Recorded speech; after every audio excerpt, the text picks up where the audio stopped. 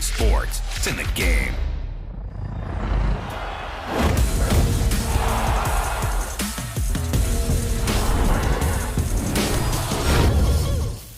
Next, it's a lightweight bout between Bruce Lee and Nate Diaz.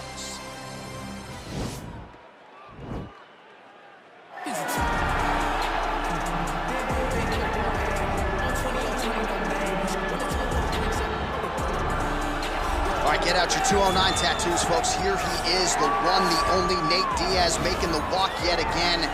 It's been a long time, but Nate Diaz is back tonight. He has put in all the right work. You know, few guys in this division work harder than Nate Diaz. It's good to see him back. And you notice it, John, right? The cardio. The cardio is one thing that stands out about Nate Diaz. He looks like he's just touching guys with all of the strikes, but the build-up from all the activity that he puts out usually will make his opponents wilt.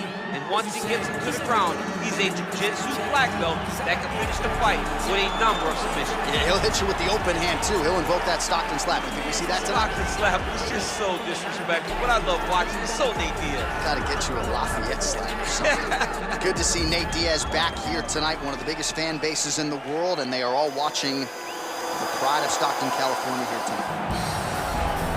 I fear not the man who has practiced 10,000 kicks once, but I fear the man who has practiced one kick 10,000 times. Enter Bruce Lee. I mean, that's Bruce Lee in a nutshell.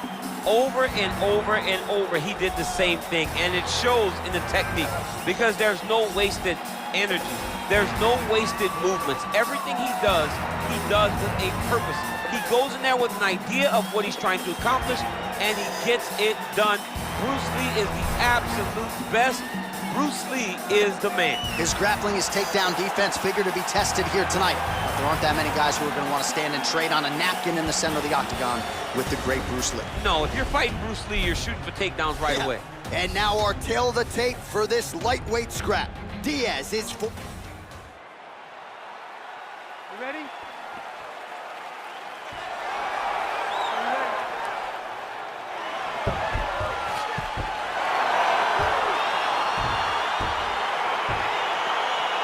So here we go with round one, and on one side, clearly the more well-rounded fighter. Yet when we sat down with him on Thursday, first words out of his mouth, he ain't gonna submit me, I'm gonna try to take him down. Oh my goodness.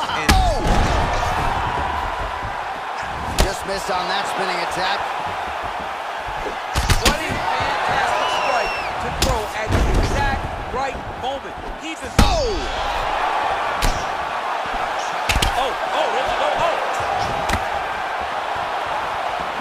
Told you off the top he had the reach advantage, and you saw it right there with that. Oh! Oh, he's hurt bad. He's hurt bad, John.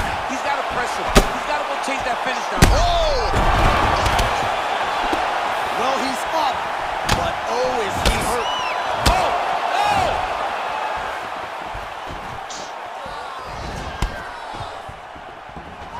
Oh! He needs to start looking to finish now because he's got his opponent hurt very bad.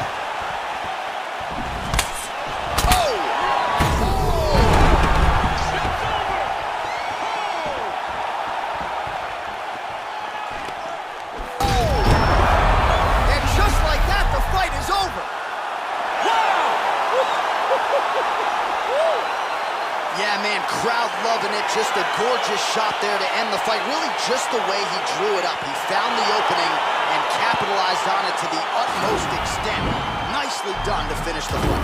All right, let's get you some replays now. Certainly a lot for our replay guys to work with in the truck. This was a clinic tonight in terms of mixed martial arts acumen in every realm of the game. A full-on display of all of his skills.